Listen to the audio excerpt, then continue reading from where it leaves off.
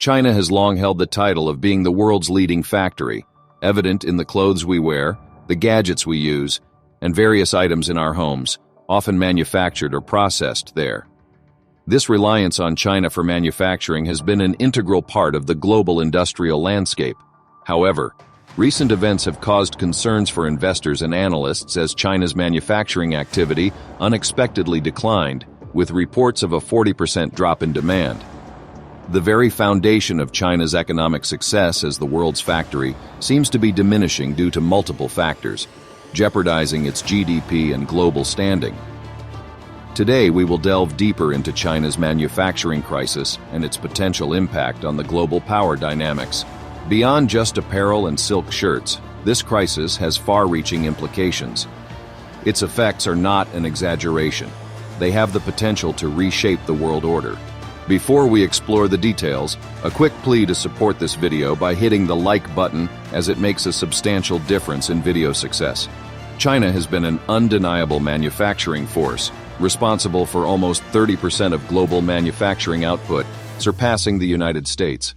As more factories were established, the manufacturing sector's contribution to China's GDP soared, reaching nearly $4 trillion by 2018. Accounting for around 30% of its GDP. Comparatively, the United States manufacturing sector constituted only 11% of its GDP, largely due to outsourcing to China. Several factors fueled China's rise in manufacturing, which we will examine closely. China's rise to a position of advantage was fueled by several factors. These included low labor costs, robust business ecosystems, lenient regulatory compliance, favorable tax and duty policies, and competitive currency practices.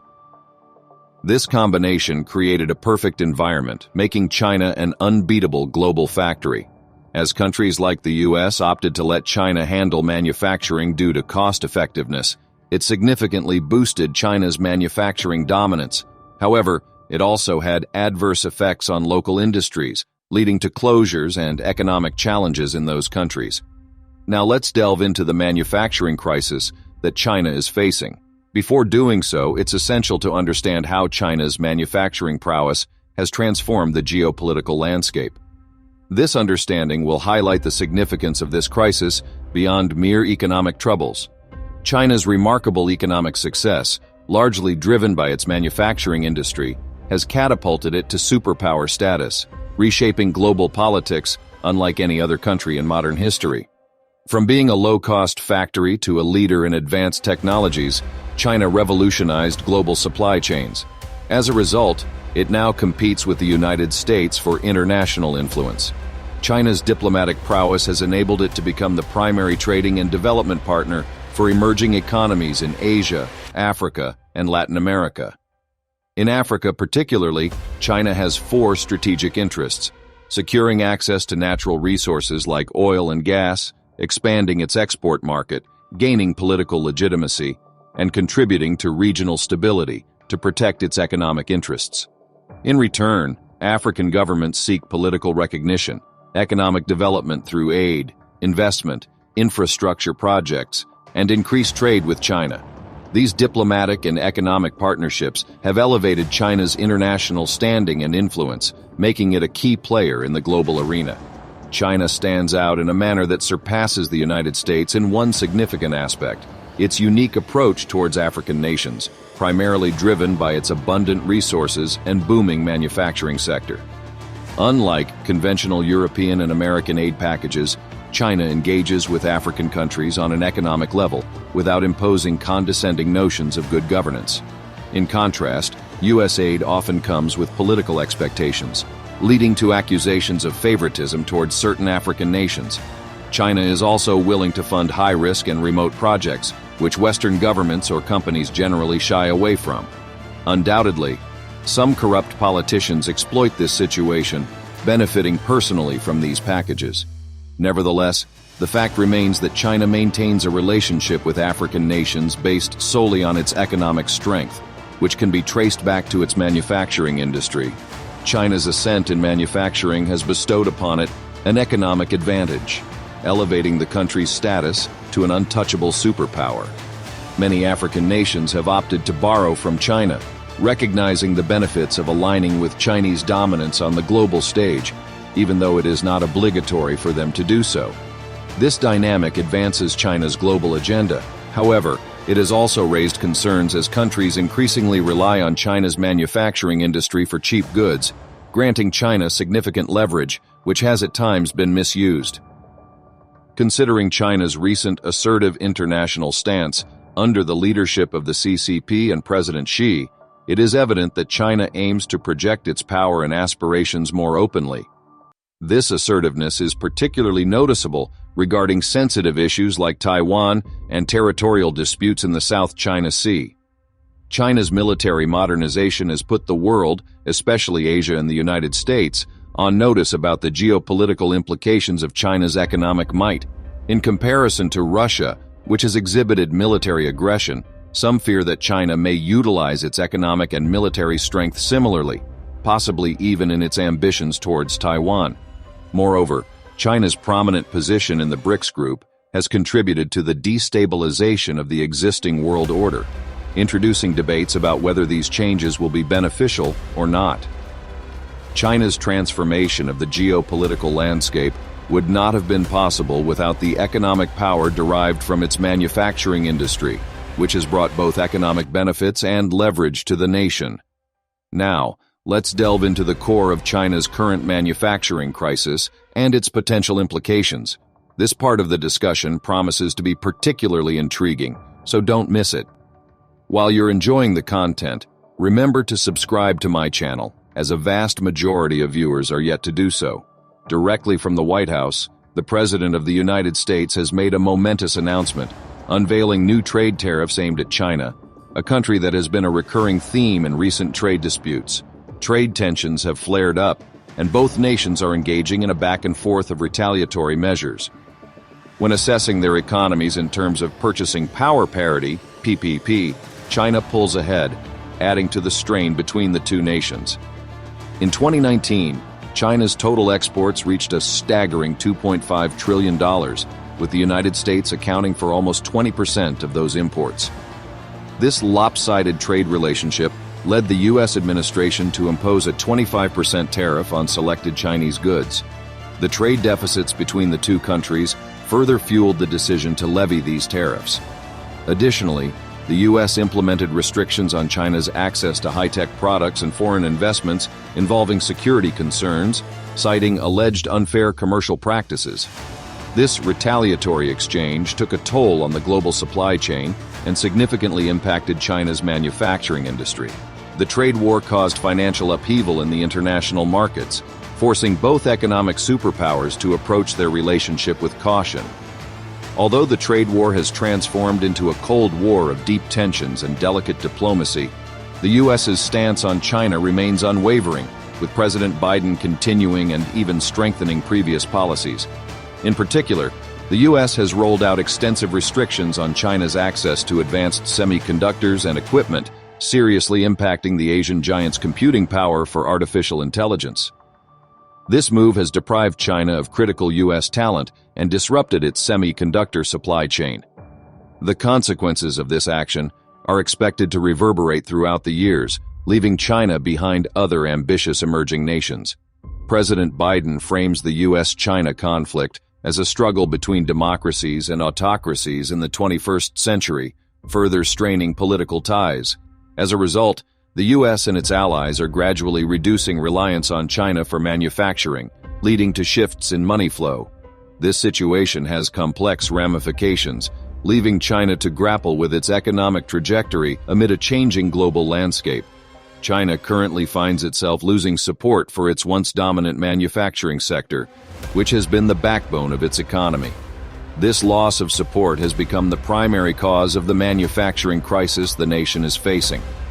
The second major factor behind this crisis is the well-known and unprecedented pandemic that hit the world, COVID-19.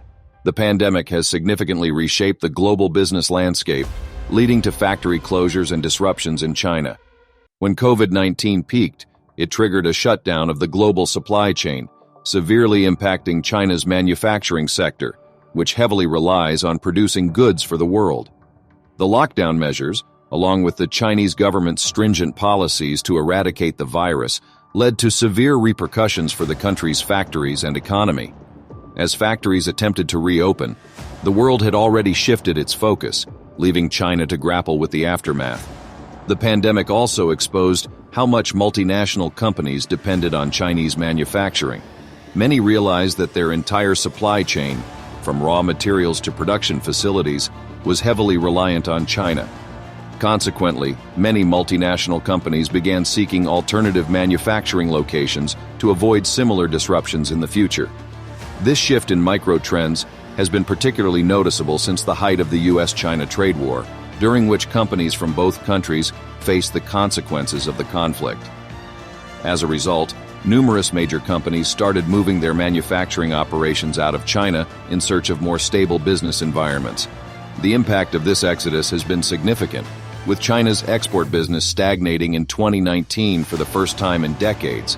The trend has continued, and it's estimated that around 40% of companies have relocated or are considering relocating their manufacturing out of China. Many companies are turning to other Southeast Asian countries as alternative production sites due to both push factors, reasons for leaving China, and pull factors, reasons attracting them to other locations. Among the push factors driving companies away from China are rising costs, geopolitical tensions, and disruptions caused by the pandemic. Meanwhile, the pull factors drawing them to other countries include lower labor costs, favorable investment policies, and a growing consumer market. In summary, the decline in support for China's manufacturing sector, combined with the impact of the COVID-19 pandemic and changing global trends, has led to a significant manufacturing crisis for the nation. Companies are reevaluating their reliance on Chinese manufacturing and seeking alternative locations in response to evolving business dynamics. The once touted low labor cost advantage of China's manufacturing sector has now vanished, as production expenses in major coastal cities soar due to rising wages and skyrocketing real estate rent. Labor costs have been steadily increasing at a rate of 7% per year over the past 5 years, with no sign of slowing down. This cost escalation is a natural consequence of China's development, transitioning from a developing nation to a developed one, where the cost of living and wages rise accordingly. As a result, major companies like Nike and Adidas, disliking the high production costs, are relocating their operations to countries with lower production costs, such as Vietnam and Indonesia. These nations, unlike China, still offer significantly cheaper mass production of goods. More than a third of the exports that China lost in the U.S. market have shifted to countries like Vietnam, India, and Thailand, which produce goods at a much lower cost than China. This shift has been exacerbated by China's focus on moving into high-value manufacturing, while these countries remain low-cost traditional manufacturing centers. China's ambition to transform its manufacturing industry into a high-tech, value-added sector is reflected in its Made in China 2025 inches strategy, which has seen substantial investment. The goal is to shift from low-margin traditional manufacturing to innovative sectors like next-generation IT, advanced engineering, the Internet of Things, and smart appliances. This approach aims to elevate China in the value chain and create higher-level jobs. However, this shift has led some companies to move away from China due to uncertainty caused by such massive sector changes. The allure of China as a manufacturing base was primarily due to its low production costs in traditional manufacturing. Now companies are diversifying and expanding their manufacturing hubs to other countries to ensure supply security.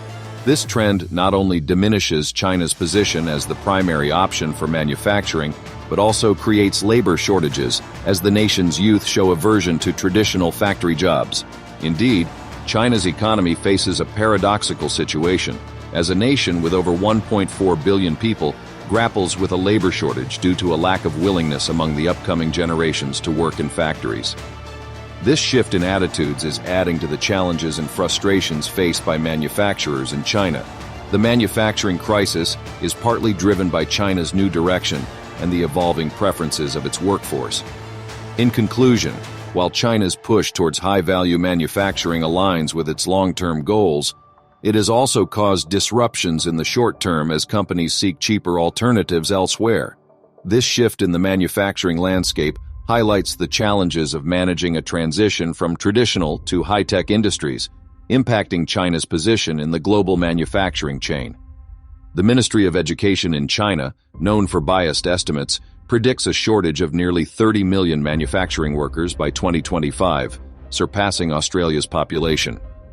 Manufacturers are left with three main options to address this labor market mismatch: either sacrificing profit margins to increase wages, investing more in automation, or seeking more affordable production locations like Vietnam or India.